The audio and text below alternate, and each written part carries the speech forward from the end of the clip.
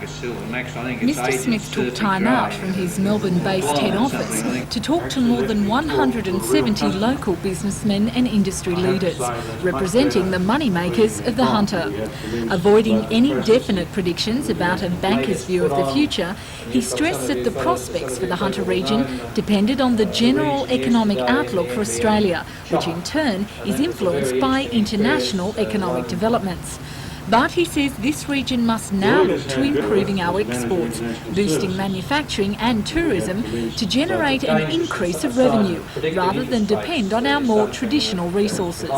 He says the National Australia Bank has expanded its services in the area to become actively involved in helping local industries. Involved to the extent of funding them and advising, not trying to tell people how they should do their business. We think we know how to do the banking business, the banking side of it, and we'd want to back those industries who are smart enough to know what it is they should do and how they should be doing it. We want to be in on the funding, the financial advisory side.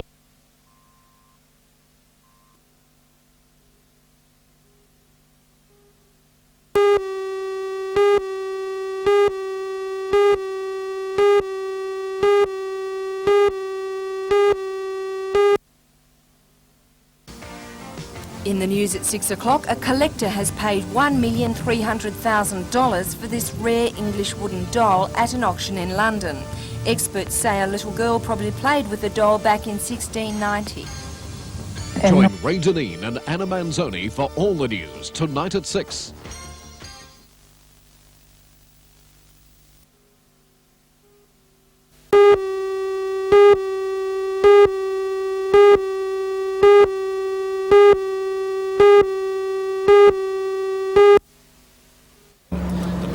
There's a saying in the building industry that the cheapest price always gets the job. So when it comes to quoting, it can be a cutthroat business. That's why more than 250 local tradesmen took some advice from industry consultant Dr. Keith Cleland. Dr. Cleland says today's quoting practices are out of date and don't achieve the maximum results. He says it's all a matter of targeting, and the lack of goals on the job can result in most of the effective working hours being lost. Because there is a lack of targeting, they're not able to see, in the main, that their labour, effective input per week, per day, is less than 4 hours. Effective input into products, into buildings or whatever, per man, is less than 4 hours. And this goes right across Australia. Dr. Cleland says the old book of learning for apprentices should be thrown away. It's extremely poor and inadequate and unhelpful and misleading, and probably sends great numbers into bankruptcy. So what's the solution? The solution is a much more simplified method of quoting, weekly targeting, so that they can detect symptoms before they have to be bankrupt, before they're detected, as it were. And in other words, let's simplify the whole situation and give them a clarity of where they're supposed to be each week.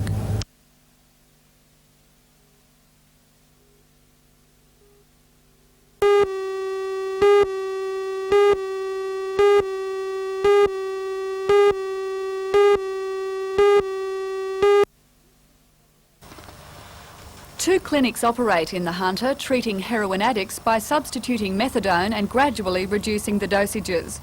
The privately run clinic has been operating for more than 2 years. From its premises in Belford Street, Broadmeadow, it runs 2 programs, one treating 80 patients, the other 105.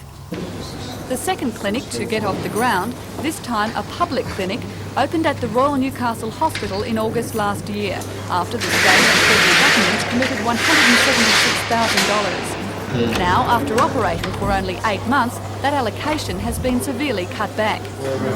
Next year, the clinic's funding will be reduced by $90,000. The remaining $83,000 it will still receive is dependent upon the clinic treating a minimum of 30 patients at the one time. It's currently treating 13. The Chief Executive Officer of the Newcastle Area Health Service, Dr. Owen James, says he's concerned that the public scheme is faltering while the private scheme is operating successfully. The private scheme does not receive any direct government funding, but counselling fees paid for by Medicare finance its operations, while the drug methadone is paid for by the state government.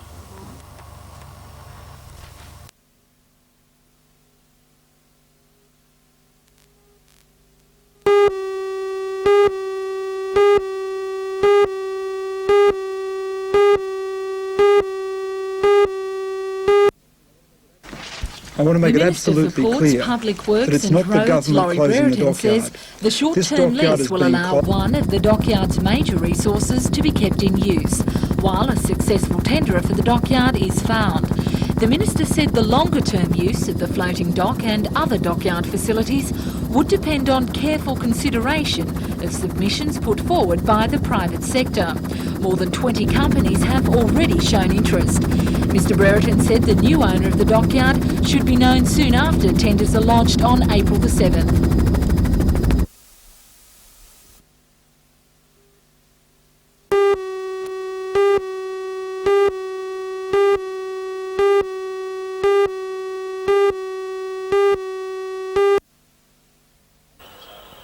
"86-year-old Percy Bromwich and his 81-year-old wife Kitty opened their door yesterday afternoon to what they thought was the postman. The man was carrying a white post bag and told them that it was too big for his bike and he had come by car. He was wearing a pale blue shirt and navy pants similar to those worn by postmen. But once the Bromwiches opened the door, it was a different story. The intruder produced an automatic pistol and forced the couple to stay in the house while he ransacked it. He then tied them up together and left through the back door. Neighbour Hazel Grant saw the man leaving. They were running from the house, jumped the fence and went over into the bush. Well, we knew it was strange when he raced out and he was running like a bat out of hell sort of thing, you know. How were the old people when you found them? Oh, distraught. Awful. Oh, Mr Bromwich had tears running out of his eyes and that because he'd been tied up and he'd had a gun at his head. How would you feel? Police have launched a widespread search for the man and were today knocking door to door.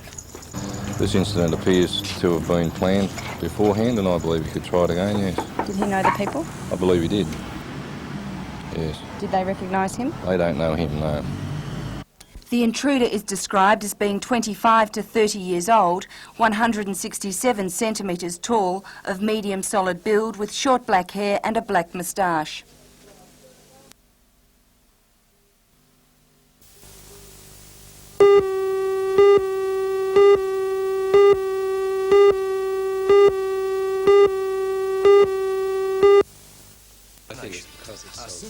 If the Newcastle team is as slick as its video presentation portrays, then the 1988 Sydney Premiership could be in for some surprises.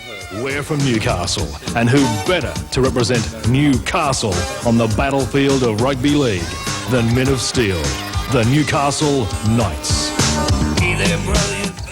And we hope the rugby league public of Newcastle and the coalfields will accept what we're marketing and why we're marketing it. Along with the new name, the team's colours and mascot were also announced. The team will take the field in red and blue, the same colours the side wore into the Sydney Premiership in 1908. The well-known cinnamon and green will still remain as the representative colours. And the mascot? Well, the team will be heralded onto the field by a medieval knight riding a charger. The push is on. Also announced last night were details of the 1987 local premiership. The major sponsors will be NBN and the Newcastle Herald to the tune of $80,000, the largest sponsorship yet. Special awards throughout the season will also go to the highest point scorer in first grade, the Rookie of the Year and Coach of the Year. Two supporters prizes will also be presented. With the new identity well and truly unveiled, details were also released on improvements to the ISC.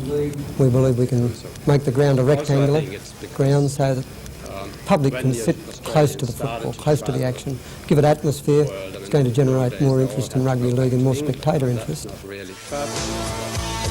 Now all that remains is for Newcastle to be accepted into Sydney's competition next year.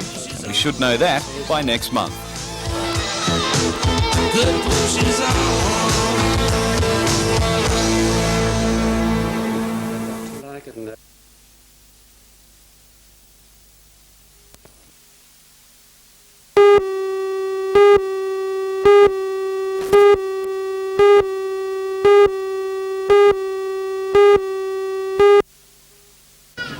On the 25th of March 1821, the people of Greece took to the streets armed with rocks and sticks and brought an end to 400 years of occupation by the Ottoman Empire. Each year the event is remembered in nationalistic spirit. This morning, 350 members of the Greek community attended a commemorative service in the Greek Community Church in Hamilton. Following the service, a wreath-laying ceremony was held. The Lord Mayor of Newcastle, Alderman John McNaughton, Peter Morris, the Federal Minister for Transport, and Alan Morris, Federal Member for Newcastle, joined local Greek leaders in remembering those who fought in 1821. A fitting finale was the singing of first the Greek and then the Australian national anthems by the children.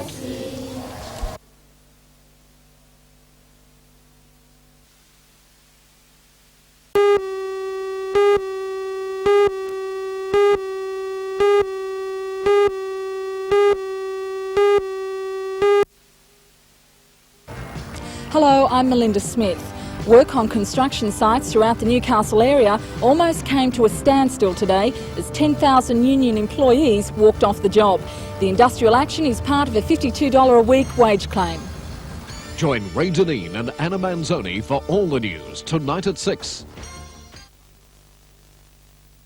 To have introduced quality assurance programs, particularly in the last several years, has been great upsurge.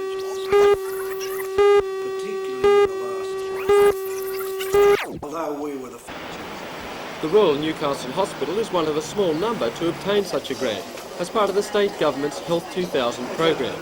Several $1 million have been made available in the program to improve the quality of healthcare in New South Wales.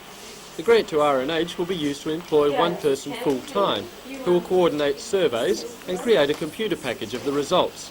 The study will only apply to the emergency ward and one-day ward and will take the form of a questionnaire. Patients will be asked to indicate their feelings towards such things as noise levels, bed comfort and food quality. Dr John Duggan, Chairman of the Clinical Quality Assurance Committee, says that the fact that the Royal was chosen is not a suggestion that it's lacking in any of these areas. Although we were the first in the country to have introduced quality assurance programs, particularly in the last several years, there's been a great upsurge in quality assurance programs, particularly since the Australian Council on Hospital Standards started to insist that for accreditation, hospitals should have these programs. I suppose it's just that we were early in and we in the field and we've been doing it ever since. Dr Duggan says the results of the study should prove of value not only to the Royal, but the computer package developed could be used in comparable situations anywhere. Something that you didn't want to say, just say.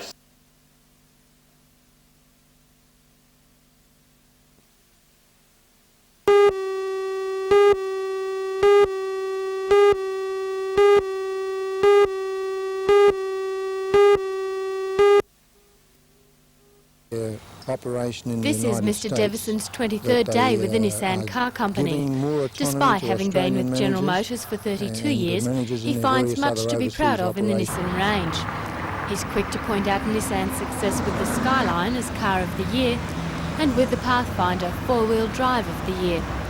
In the Hunter for his company's National Sales Conference, Mr Devison says his aim is to Australianise Nissan, and the general public will see his work through an extensive promotion and media campaign. I have the full support of Nissan in Japan to turn Nissan Australia into an Australian company with management by Australians, building and selling products for Australia. And as the first Australian managing director of that company, I'm obviously very honoured. Mr Devison says Australian car companies have been experiencing tough times since 1984. It was then Senator Button introduced a plan to improve the international competitiveness of the Australian manufacturer by reducing protection. Very difficult. It's not easy as the protection reduces and the pressures come on us to become more and more internationally competitive. All of us are going about it in a very determined way. And I must say Nissan is very committed to being a survivor in that car plan. Back to the economy. Who is able to buy a new car these days? Well, not enough people, unfortunately, but we still have hope that in the long term there'll be more recovery as the year goes on.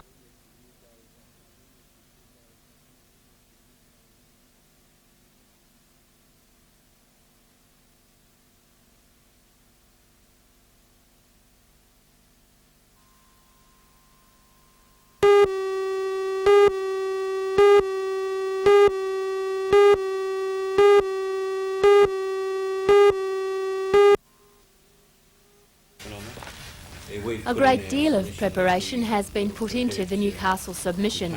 League manager Graham Hard says the submission easily meets the 13 criteria set by the Sydney executive. For this reason, the Newcastle Knights are confident they'll be starters in the 88th Sydney competition. We're confident, and we'll be hoping that even on Monday, as late as Monday afternoon, that they give us the decision that we're in 88. The board of the New South Wales Rugby League will consider the Newcastle submission on Monday, and a decision may be released that afternoon. Newcastle's confidence has had a boost from the recent withdrawal of Brisbane from possible inclusion in the Sydney League. I believe it probably makes it easier for us.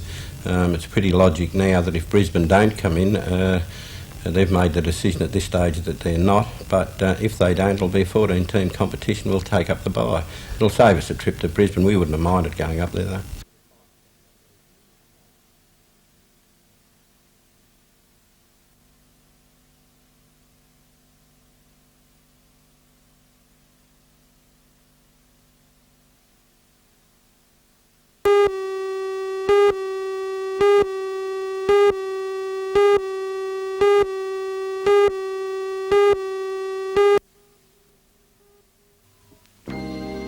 Patchwork quilts have played a revered part in the history of the American woman, but although lesser known, patchwork quilting was a craft brought to Australia on the First Fleet, and so also has a place in Australian domestic history. Jan Llewellyn is a collector and sews quilts herself. She's teamed up with a Sydney collector, Annette Giro, to bring a large selection of colourful and historic quilts to Newcastle. Among the collection are this Mennonite quilt, stitched with the traditional star design of the early 1900s, and this one, less an artwork, as a comfort for the out of work, was made by women in Wagga Wagga from the cloth of men's suits. Many such quilts were made in the Depression. There'll be 18 antique quilts in all on display at the Heritage Centre Gallery, starting on Sunday for 1 week. They'll be teamed with a display of reproduction Georgian furnishings in a special exhibition for Heritage Week.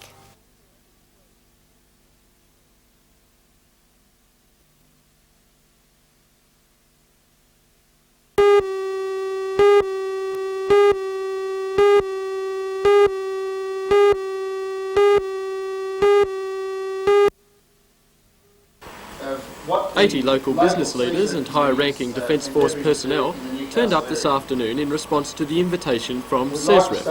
CESREF is the Committee for Employer Support of Reserve Forces, an organisation formed 8 years ago to encourage support from employers for the reserves. Civilians who join the reserves are required for 26 days each year. Although much of the work can be done at night and on weekends, 2 weeks are needed to attend camps. Sometimes employers have been reluctant to give this time on top of normal annual leave. This is one problem CESREF aims to overcome. By holding functions such as this, the organisation hopes to create a better understanding of the benefits of having employees in reserves. Chairman of the Newcastle area, Michael Carroll, says the benefits far outweigh the disadvantages. There's no payroll tax payable on a reservist while he's away on his annual camp. That's number one. A lot of employers are not aware of that. Secondly, the employer gets back a worker that has self-confidence, self-discipline, but able to plan. He can fit into a team, and they also get all the managerial training at no cost to them. It's all at cost to the Department of Defence. During the function today, certificates were awarded to local businesses and government bodies for their support of the reserves. Later, the guests were taken on a tour of the base and saw an aerial display.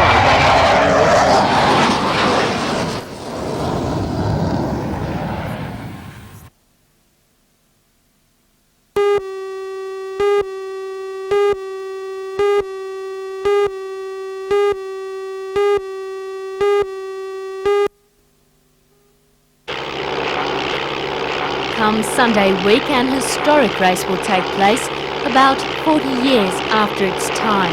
A Tiger Moth will take to the sky to race a 38 class steam locomotive from Maitland to Newcastle. People will have the chance to participate because they'll be able to ride on the 38 in that race, and that's from Maitland to Newcastle. Steamfest is the premier event of the New South Wales Heritage Week celebrations, and each year it attracts a huge crowd to Maitland.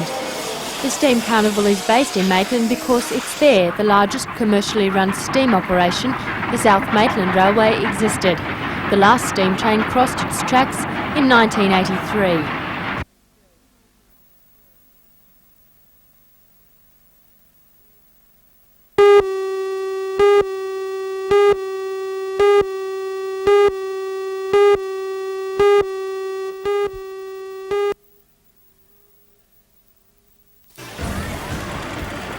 And with $5,000 on offer, the cracks have gathered to the fray in what was described as the best field ever assembled outside a national championship.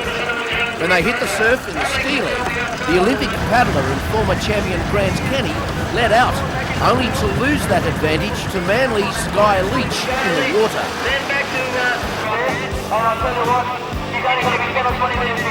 Guy Leach lifting those legs.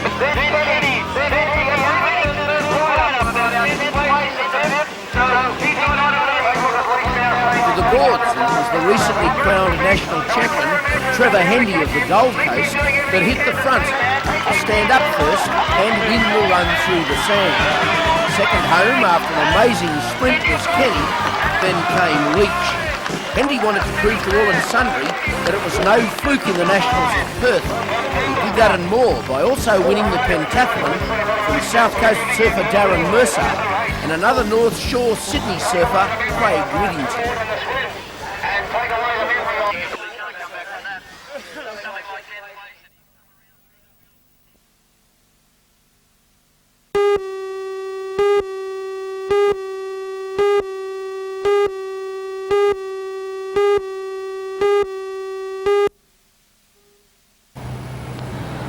Falcon was travelling into Newcastle on the Nelson Bay Road when eyewitnesses say it appeared the front driver's side tyre blew out. The car then swerved into the path of oncoming traffic, clipping this trailer and narrowly missing a following car. Witnesses say the car continued out of control for 400 metres, travelling on the wrong side of the road before rolling a number of times. Finally, the car came to rest 10 metres into the bush off the side of the road. A male passenger died in the crash. A female passenger was taken to the Mater Hospital with fractured ribs, and the driver received minor injuries and was treated at the scene.